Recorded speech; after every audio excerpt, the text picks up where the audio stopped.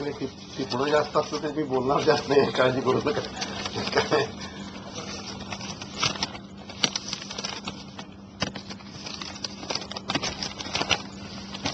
व्यासपीठावरील मान्यवर माझ्या ताई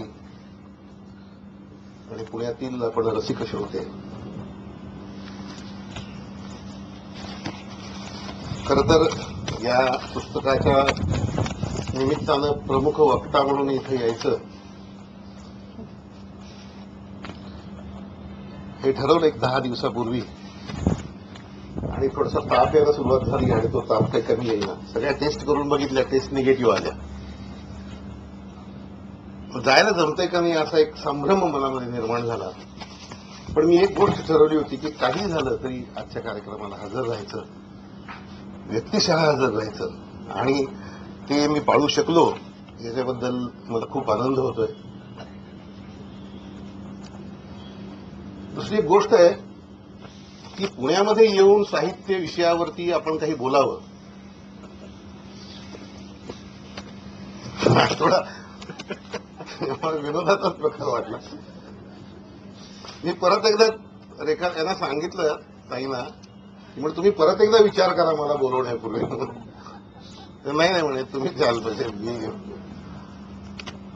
कारण तशी इतर गावातली माणसं पुण्यामध्ये येऊन बोलायला थोडी घाबरतात.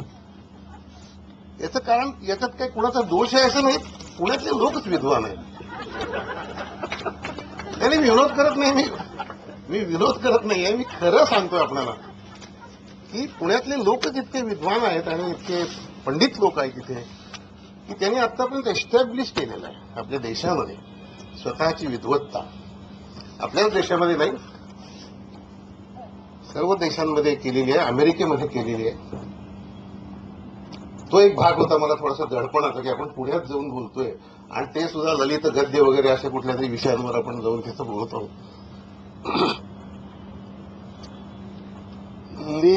जी लेखिका आहे ही माझ्या पत्नीची मावस बहीण, थोरली मावस बहीण. ह्या लेखिकेचा आणि माझा परिचय तसा काही अनेक वर्ष नव्हताच, कारण हे तिकडे कधी फारसे येत नव्हते. आणि यांची काय मुलगी वगैरे तिथे दिली आमच्या तिकडे इचलकरंजीच्या लोकांना, त्या निमित्तानं ते पहिल्यांदा आले आणि त्यावेळेला आमची पहिली भेट ती सुद्धा अशी लग्नात अक्षता टाकण्याच्या पुरती झाली. नंतर माझ्या मिसेसची जी एक मावशी इथं आलेली आहे ती कापडे मावशी म्हणून, तर त्यांच्या एका फार्म हाऊसमध्ये हे आणि यांचे मिस्टर तिथं आले होते. त्यावेळेला खऱ्या अर्थानं आमची पहिल्यांदा एकमेकांची ओळख झाली. मग तिनं तिचा एक काही लेख वाचून दाखवला, मी माझ्या त्यावेळेच्या एका कथासंग्रहामधली कथा वाचून दाखवली. थोडंसं आमचं बोलणं झालं. त्यानंतर पुन्हा नाही ते नाहीच, शेवटपर्यंत नाही. मग आता एक 6 महिने वर्षापूर्वीचीच गोष्ट आहे. मला काहीच माहित नाही, माझ्या मिसेसचा मला फोन आला की रेखा ते आपल्याकडे घरी राहायला आल्यात म्हणून 2 दिवस. म्हणजे हरकत नाही, काय चांगली गोष्ट आहे. आणि मग मी घरी गेलो. मग त्यावेळेला रेखाताई मला म्हणाले की मी तुम्हाला काही माझं दाखवायसाठी म्हणून मी काही लिहिलेलं घेऊन आलेली आहे. आणि त्यांनी हस्तलिखित त्यांची जी काही लिहिलेली होती ती 2 हस्तलिखित त्यावेळी त्यांनी मला दाखवली. त्या हस्तलिखिताचं त्यांनी काही वाचन केलं, मी थोडं बहुत वाचन केलं. त्या 2 दिवस माझ्याकडे राहिल्या त्यावेळेला. आणि मग मला असं जाणवलं की हिच्यामध्ये एक वेगळ्या प्रकारचं स्फुल्लिंग आहे हिच्या लेखनामध्ये. नवीन लिहिणाऱ्या माणसाला त्याच्यावरती, त्या लेखनावरती काही संस्कार होणं आवश्यक असतं. ती संस्कार करणारी माणसं प्रत्येक व्यक्तीला त्याच्या त्या लेखनाच्या मार्गाक्रमण करत असताना ती भेटत जातात. पण त्याच्यासाठी त्या लेखनाचं मार्गाक्रमण तर सुरू करायला पाहिजे. आणि जोपर्यंत पुस्तक तुमचं एखादं प्रकाशित होत नाही तोपर्यंत तुम्ही लेखक म्हणून त्या मार्गावरून तुम्ही जाऊ शकत नाही. आता बरेच लोक असतात, त्यांच्याकडे काही बाण असतं, त्यांनी लिहिलेलं असतं, हे असतं, पण ते प्रकाशित होत नाही. प्रकाशन हा त्या लेखकाला एक मिळणारा रजिस्ट्रेशन आहे की त्या मार्गावरनं तू आता जाऊ शकतोस. मी त्यांना म्हटलं की तुमच्या लेखनामध्ये स्टफ आहे, तर तुम्ही याचं पुस्तक प्रकाशित करा. मग काय करायला पाहिजे पुस्तक, मग आता त्या मी त्यांना काही मार्गदर्शन केलं. कदाचित ते त्याला भावलं असावं आणि म्हणून ते पुस्तक करण्याचा त्यांनी त्यानंतर खूप प्रयत्न करून ते पुस्तक त्यांनी प्रकाशित केलं. अत्यंत सुंदर असं पुस्तक आज मी बघतोय. त्याची छपाई, त्याचं मुखपृष्ठ, मलपृष्ठ अत्यंत उत्कृष्ट प्रकारे त्यांनी ते पुस्तक हे केलंय. मी त्याच्या प्रकाशकांच्या सुद्धा मी आभार मानतो त्याकरता, त्यांचं अभिनंदन करतो. मला एक लेखक म्हणून, मी डॉक्टर आहे, तुम्ही थोडा वेळ आजच्या संध्याकाळपुरतं विसरून जा, कारण मी डॉक्टरांच्या मधला लेखक नाही आहे आणि लेखकांमधला डॉक्टर पण नाही आहे. कारण महाराष्ट्र शासनानं 3 वेळेला मला पहिलं पारितोषिक देऊन माझ्या पुस्तकांना हे केलं. तर एक गोष्ट मला आज तुम्हाला सांगावीशी वाटते, ताईंना सांगावीशी वाटते, की हा जो ललित गद्य नावाचा जो वाङ्मय प्रकार आहे, याचा एक मुद्देसूदपणे याच्यावरती खरं म्हणजे इथं प्राध्यापिका आहेत, त्याच्यावरती त्या लिहू शकतील, आणखीन संशोधन करू शकतील या विषयाचं. पण मीही काही संशोधनात्मक असे शिवाजी विद्यापीठामध्ये ललित गद्याची निर्मिती प्रक्रिया या विषयावर काही शोध निबंध वगैरे त्या काळात लिहून त्या युनिव्हर्सिटीमध्ये आम्ही ते पब्लिश केले होते त्यावेळेला.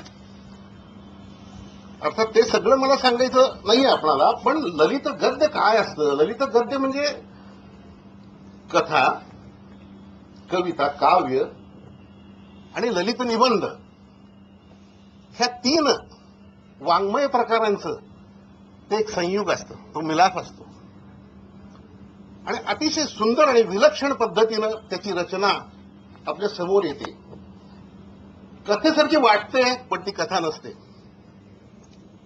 ललित निबंधासारखं वाटतं पण तो ललित निबंध नसतो. असं म्हणजे त्याचं जे आहे किंवा एखादं व्यक्तिचित्रण सुद्धा अशा पद्धतीनं तुमच्या समोर येऊ शकतं की जे ललित गद्याचं रूप घेऊन येतं.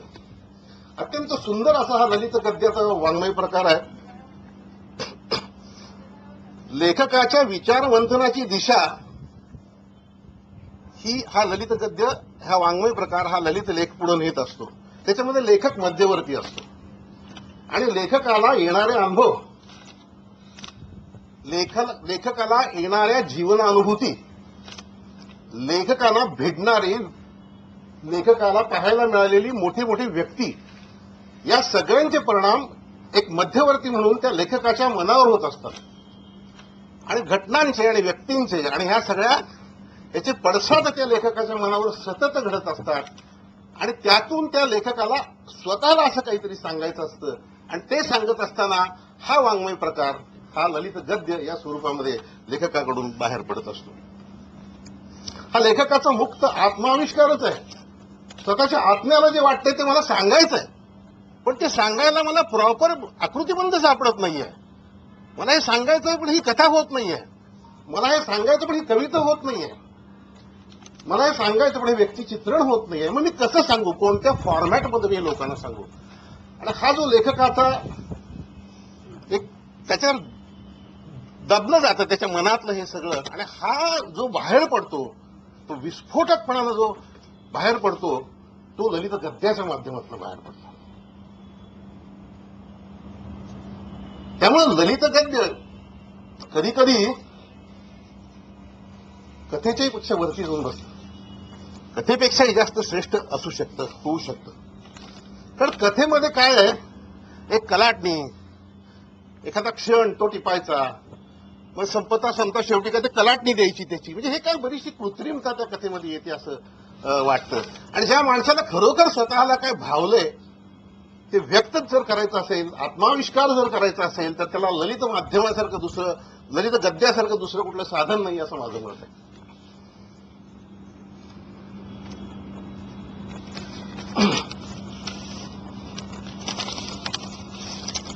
ललित गद्य कधीतरी काव्यात्मक पातळीवर येतो. लहानपणीच्या आपल्या आठवणी आपल्याला सांगत जातो. लहानपणी आपण ज्यांच्याबरोबर राहिलो, ती आई असेल, मावशी असेल, आपले मामा असतील, काका असतील, त्यांचा स्मृतिगंध तो तुम्हाला सांगत राहतो. काव्यात्मक पातळीवरती तो सांगत राहतो आणि कधी कधी एखादी कथा बनवून तो जीवनाचं भीषण सत्य तुमच्या पुढे मांडतो.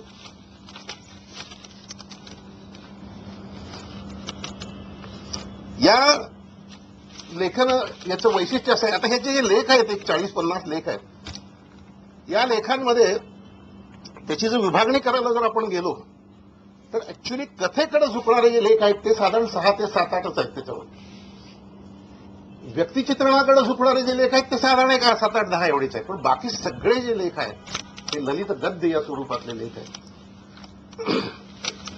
ललित गद्याचं वैशिष्ट्य असं आहे की त्याच्यामध्ये लेखकाला स्वतंत्रता मिळते. कथा म्हणजे तुम्ही एखादी घडलेली कथा, एखाद्या व्यक्तीबद्दलची कथा, असं काहीतरी घटित असं स्वरूपाचं तुम्हाला सांगावं लागतं. पण ललित गद्यामध्ये तुम्ही स्वतःला व्यक्त करू शकता. म्हणजे काही असो, अध्यात्म असो, ते नात्यामधली हे असो, वीण असो, तुम्हाला जीवनामध्ये आलेले कुठलेही चांगले वाईट अनुभव असो, तुम्हाला ते भिडले त्यावेळेला तुम्हाला काय वाटलं याचं व्यक्तीकरण करायला ललित गद्यासारखा दुसरा कुठलंही माध्यम नाही. आणि असे जवळजवळ 30 एक लेख या याच्यामध्ये आहेत.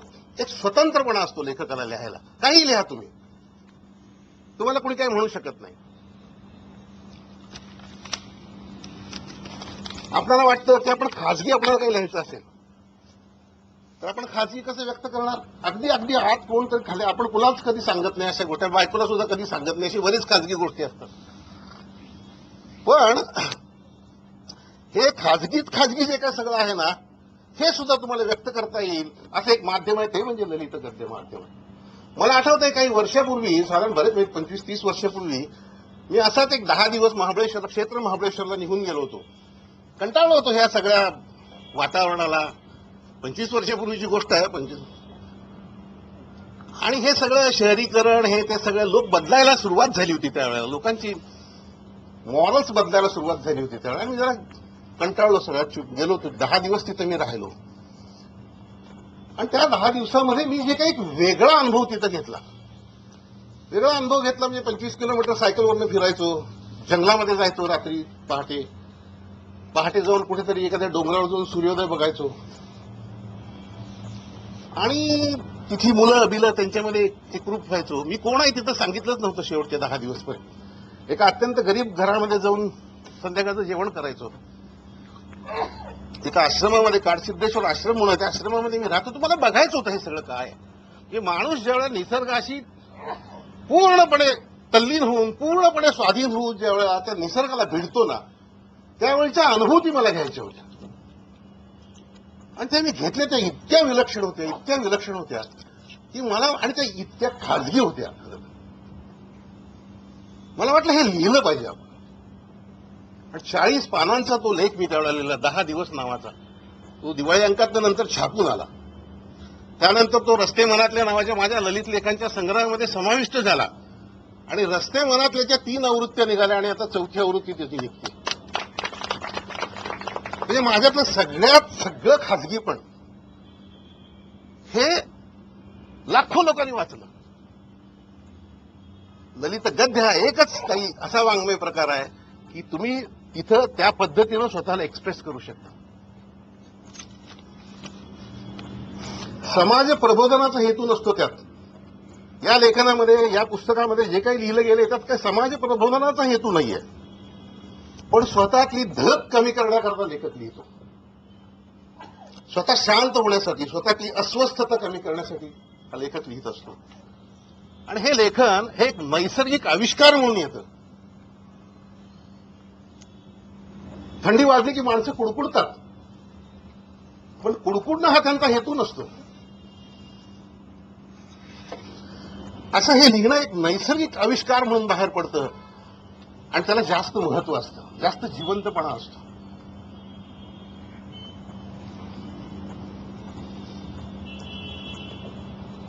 लेखन म्हणजे खरं सांगायचं, ललित लेखन म्हणजे जीवनाच्या वस्त्रांवर, आपल्या जीवनाच्या वस्त्रावर ललित लेखन म्हणजे केलेली एक एम्ब्रॉयडरी असते. आणि ही एम्ब्रॉयडरी फार सुंदर त्या वस्त्राला करून टाकते. स्वतःबद्दल लिहिणं हा सगळ्या वाङ्मय प्रकारामध्ये चुकीचा धर्म मानला जातो. अरे, वर्तमानपत्रात एखादा लेख आला, त्या लेखकानं चुकून जरी स्वतःबद्दल 4 गोष्टी कुठं काय टाकल्या तर लगेच कान टवकारतात लोकांचे, डोळे हे होतात. हा पेपरला येतंय 3-4 लाख लोक वाचणार म्हणल्यावर हा आपल्या स्वतःची माहिती द्यायला लागला.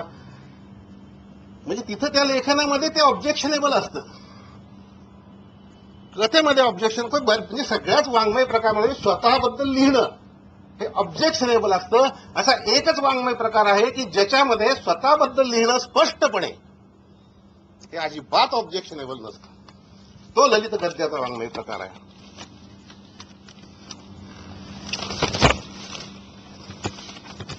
पण ते स्वतःबद्दलचं लिहिणं कसं असायला हवंय? ते स्वतः आपण पावडर लावून रंगरंगटी करून लिपस्टिक लावून फार छान साड्या बिड्या नेसून नाहीये व्यक्त व्हायचं. ते निगर्वी असायला हवंय. गर्व नाही पाहिजे त्यात कुठला, स्वाभिमान नाही पाहिजे कुठला त्यात. एखादी आई मुलाला जन्म देताना जिथं नैसर्गिकपणे त्या निसर्गामध्ये ती विलीन होते, एकरूप होते आणि बाळाला जन्म देते, यामध्ये जे व्यक्तीकरण आहे ना, तसं व्यक्तीकरण पाहिजे. तितकं धगधगतं. मग तो मी कुठे कुणाला बोचत नाही. आणि ललित साहित्यामध्ये अशा पद्धतीचं व्यक्तीकरण, निगर्वी व्यक्तीकरण हे अत्यंत गरजेचं आहे. आणि ते होण्यासाठी त्या लेखकाजवळ लेखनगर्भ आत्मनिष्ठा असणं आवश्यक आहे. आत्मनिष्ठ असायला हवं तुम्ही जे लिहिलंय त्याच्याबद्दल. खोटं नाही तुम्ही लिहायचं. आणि आजच नव्हे तर तुम्ही उद्या वाचलं तरी तुम्हाला ते खोटं नाही वाटलं पाहिजे. इतका सत्याचा स्पर्श त्याला व्हायला हवा, तर ते लेखनगर्भ आत्मनिष्ठ लेखन आहे असं मानलं जातं. आणि मग अशा वेळेला मात्र कथेपेक्षा ललित गद्य, ललित लेख हे श्रेष्ठ ठरायला लागतात. कारण फक्त कलाटणीखोर शेवट करण्याचा आकृतीबंध कथेपेक्षा इथं ललित लेख वर चढतो. जर तुम्ही शांतपणाने विचार केला तर तुमच्या लक्षात येईल की गतकाळातील स्मृती हेच आपलं ज्ञान असतं. आजच्या जीवनामध्ये जर तुम्ही पाहिलं, पूर्वीचं तर 50 वर्षापूर्वीचं त्यांनी लेखन केलेलं आहे. 50 वर्षापूर्वीपासूनचं लेखन ते करत आलेलं आहे आतापर्यंत, आजपर्यंत, कालपर्यंत. पण एकूण जर तुम्ही पाहिलं, आपल्या मनाची तगमग जाणून घेणारी माणसं तर सोडाच, पण ती तगमग कुणाला तरी सांगावं अशी तरी किती माणसं शिल्लक आहेत. अशीही माणसं आज भेटत नाही. फार मोठं माणसांचं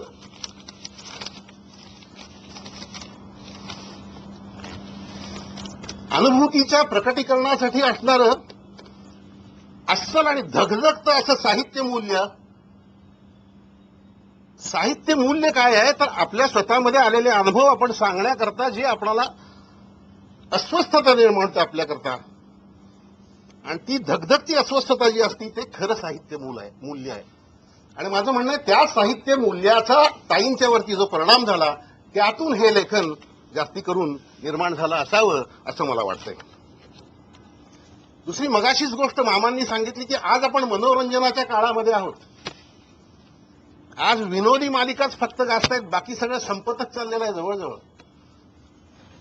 एका बाजूने बरं वाटतंय, हसावंसं वाटतंय, पण एका बाजूने रडावंसं सुद्धा वाटतं. कारण नुसतं विनोद आणि टवाळी करून काही जीवनाचं इतिकर्तव्यता होत नाही.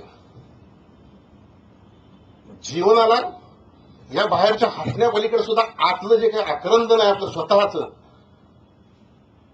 त्याची जेव्हा आपल्याला जाणीव होते ना, त्यावेळेला जीवनाचा खरा अर्थ थोडा थोडा तरी आपल्याला समजायला लागतो.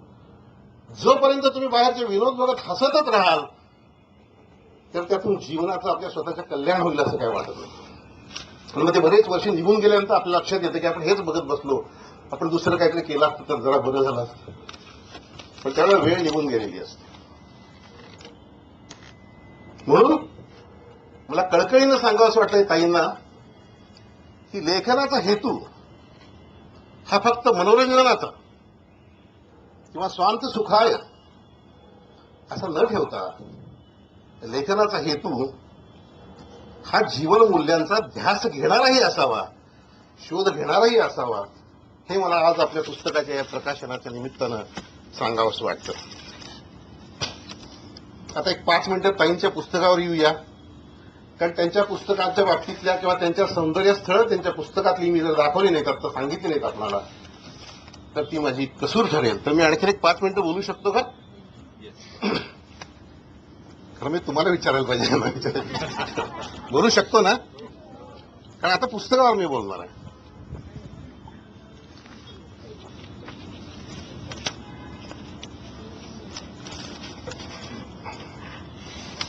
हा जो पोलिओग्रस्त मुलाचा त्यांनी जो लेख लिहिलाय ना, एक मुलगा असतो तो गाडीत ठेवतात बाप, आणि बाप त्या मुलाला गाडीत ठेवून तो बाप कुठे फिरतो, जाऊन भाजी बिजी आणतो, आई कुठे जाते फिरते भाजी बिजी आणि परत गाडीत घेऊन तो जातात. हे लेखिकेला मात्र हिची मुलं त्रास देत असतात, प्रचंड त्रास देत असतात. त्यामुळे ती सारखी चिडत असते त्यांच्यावर की पोरं मला सोडून कसं करते, तो कसा मुलगा बसतो, ह्याला काय होते जायला ग बसायला एका जागेला, माझ्या वागत काय येतात सारखे, मग इथं यायचं रस्त्यावर यायचं, असं ते तिला त्रास होत असतो म्हणून ती चिडत असते. पण एक दिवस काय होतं कोणाला, मी तिला असं वाटतं की नाही आपण जाऊन बघूया काय ते बसतोय तो गाडीत, काय भानगड काय बघूया म्हणून. तर ती लेखिका तिथं जाते आणि बघते, त्यावेळेस ते मूल अपंग असतं, त्याला पोलिओ झालेला असतो म्हणून तो गाडीत बसत असतो. हे ज्यावेळेला तिला कळतं त्यावेळेस ती घरी येते ना, आपल्या मुलांना मिठ्या मारते परत, म्हणते माझी चूक झाली की त्याला येत नाही चालतं. हे जे काही आहे ना, हे जर तुम्ही तो भास ती भावना आपल्याला ज्यावेळेला समजेल ना त्यावेळेला कळतं. या एकूण पुस्तकामध्ये लेखिकेची 3 रूपं तुम्हाला बघायला मिळतील. एक अल्लड मुलीचं रूप बघायला मिळेल, एक पत्नीचं रूप बघायला मिळेल, आईचं रूप बघायला मिळेल आणि आजीचं रूप बघायला मिळेल. अशा एवढ्या मोठ्या 2-3 रूपांमध्ये पण ती तिनं रूपं सगळी विरघळलीत एकमेकांमध्ये. म्हणजे त्या तिन्ही व्यक्तिमत्वांचं तिनं एक व्यक्तिमत्व तयार केलंय आणि ते तिचं आत्मनिवेदन आहे. कारण आत्मा शेवटी या सगळ्यात एकच असणार ना, ते तिचं आत्मनिवेदन. त्यामुळे आत्मनिवेदनाला वयाची अट नसते. याचं वैशिष्ट्य असं आहे, हे नॉस्टॅल्जिक लेख आहेत, शाळेतल्या आठवणी, माहेरच्या आठवणी, आई वडिलांच्या आठवणी, लग्नापूर्वीच्या आठवणी, लग्नानंतरच्या आठवणी, कॉलेजच्या आठवणी, मैत्रिणींच्या आठवणी, आई झाल्याच्या आठवणी, आजी झाल्याच्या आठवणी, असे सगळे नॉस्टॅल्जिक आठवणी आहेत त्याच्यामध्ये. पण एक गोष्ट आपल्या लक्षात येत नाही की हा जवळजवळ 60-65 वर्षाचा काळ एका सुसंस्कृत भारतीय स्त्रीनं या पुस्तकामध्ये आपल्या कवेत घेतलाय. तिनं 70 वर्षाचा काळ आपल्या कवेत घेतलाय तिनं. कुणाला वाचायचं झालं की भारतातली स्त्री, सुसंस्कृत भारतामधली एखादी स्त्रीचा 1930 पासून म्हणा, 80 पर्यंत म्हणा किंवा 50 पासून पुढचा म्हणा, 60 पासून पुढचा 2010 पर्यंत 20 पर्यंत हा जो काळ आहे ना सगळा, म्हणजे भारतीय स्त्री कशी होती या काळामध्ये, एक सुसंस्कृत भारतीय स्त्री कशी होती या काळामध्ये, याचा अभ्यास करायचा असला तरी सुद्धा या पुस्तकाचा उपयोग होऊ शकेल असे ह्याच्यामध्ये काही हे आहे.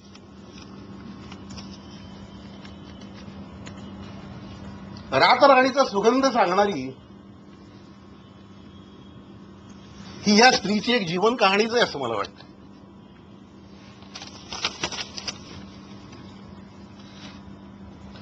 साध्या साध्या गोष्टींबद्दल ती कशी लिहिते बघा. सहज संवाद नावाच्या ह्याच्यामध्ये ती लिहिते की सहज संवाद पूर्वी व्हायचे, पण आता प्रत्येकाच्या नावावर खोल्या आल्या ना घरात, संवाद संपला, आता फक्त विसंवाद शिल्लक राहिला असं तिनं तिच्या एका लेखात लिहिलंय. सर्वात महागडा टेलिफोन माझ्या हातात आहे आत्ता, पण भावबंधाच्या गाठी सैल पडल्या, काय उपयोग आहे त्या टेलिफोन.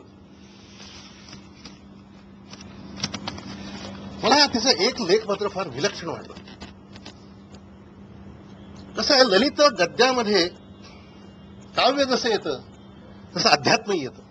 फार मोठा त्याचा अध्यात्म हे मला वाटतं प्राध्यापक आपणाला कल्पना असेल की अध्यात्म हे कुठल्याही साहित्य प्रकारामध्ये आत घेत नव्हते अध्यात्माला. मला एक ह्यांचे तुमच्या पुण्याचेच आपले कागलचे आमचे आनंद यादवांचं एक वाक्य आठवतं मला. आनंद यादवांच्या माझी फार चांगली मैत्रीपूर्ण आमचा संवाद व्हायचा.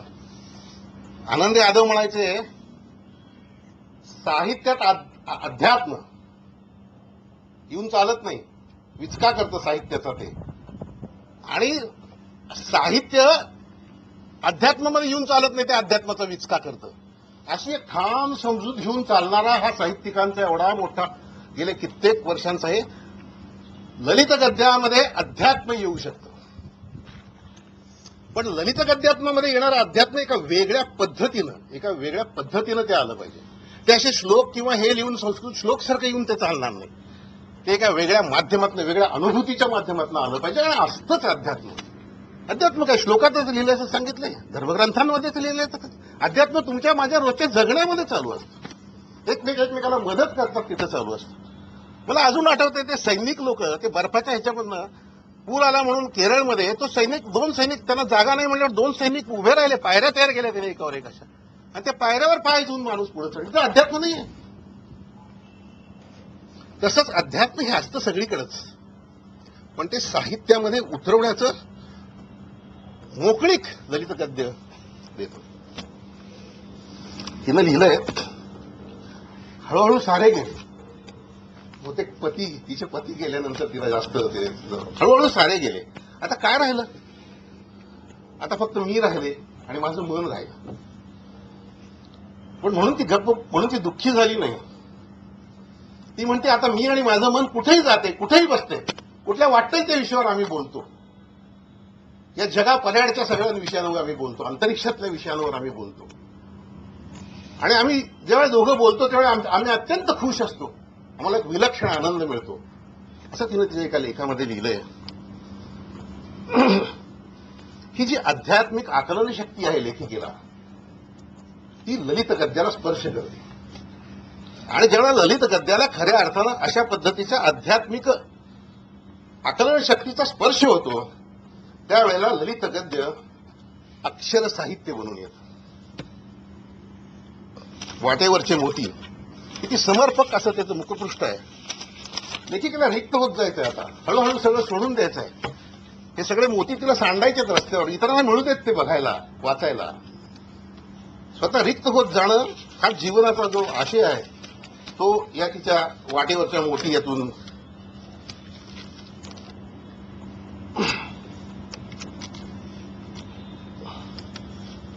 जुनेर नावाची एक त्याच्यामध्ये, ती जुनेर ही जी आहे ना, ती कथा, जुनेर ही मला कथा वाटते. जुनेर नावाची मला फार आवडली ती कथा.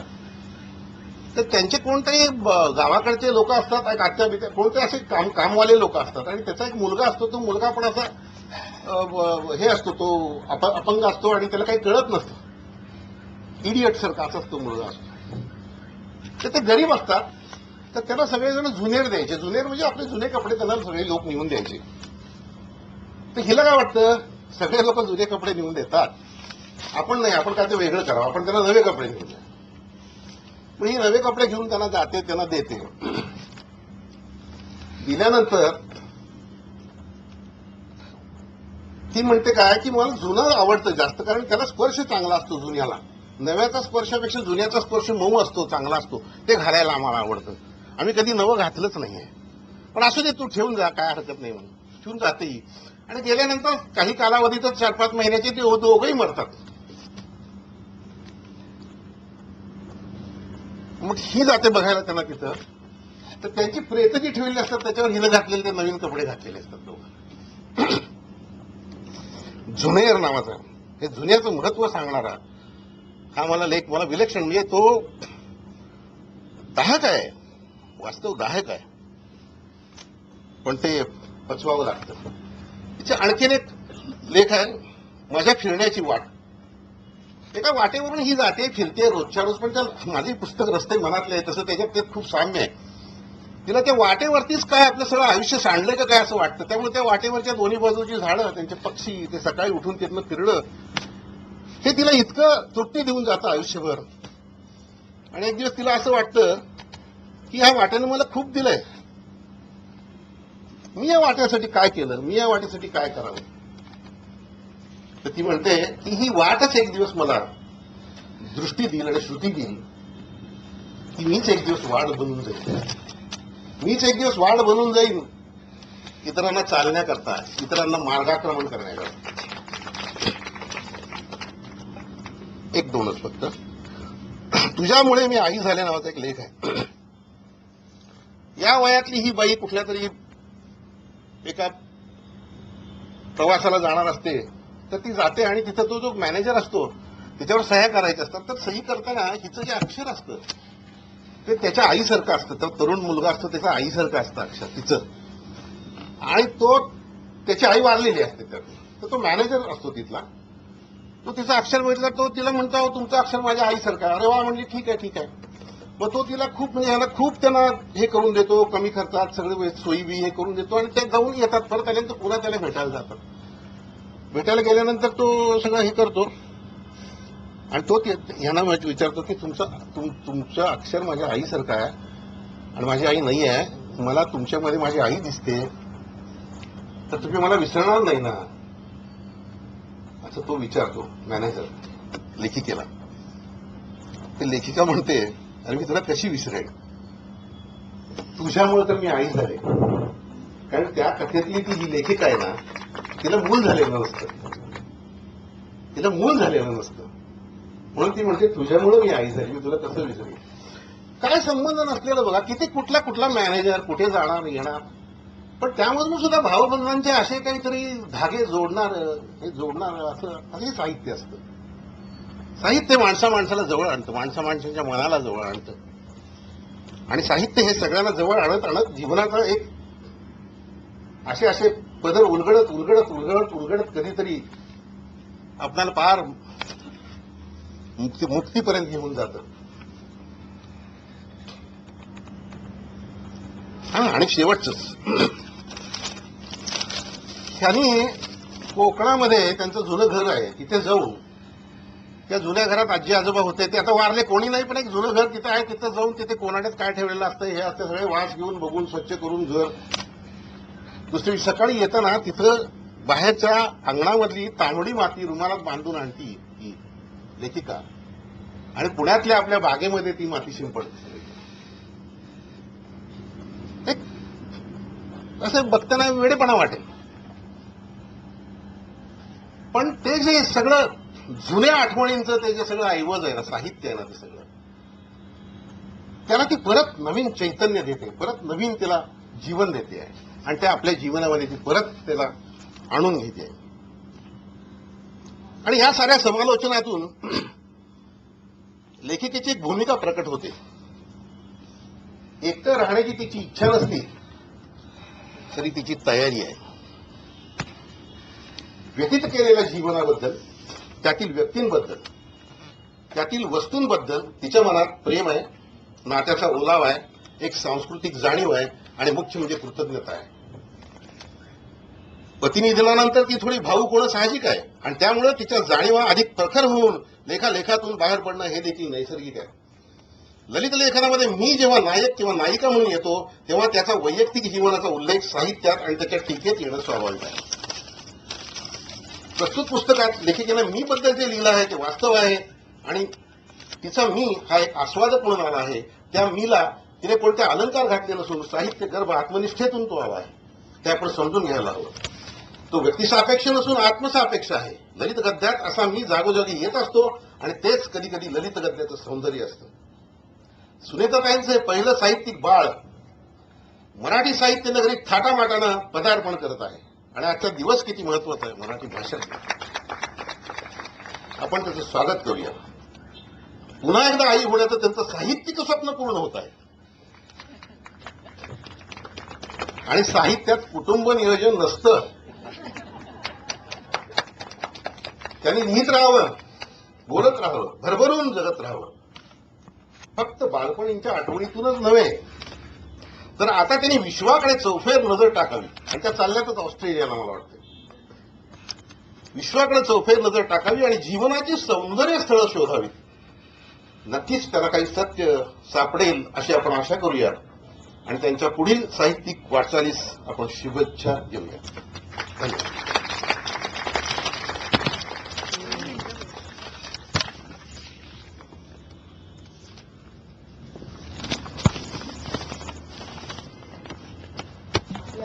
परिसरांमध्ये ज्ञानपीठ कार्यपरिषदेची प्राप्त झालेले माझे मामे सासरे राम आपले आलेले आहे.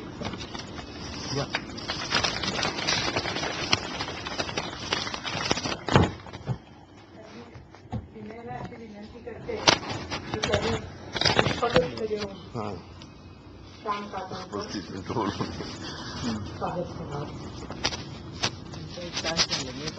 हे आपल्या आप्पासाहेबांचे सख्खे मामा आहेत. आणि मला वाटतं 6 वर्षापूर्वी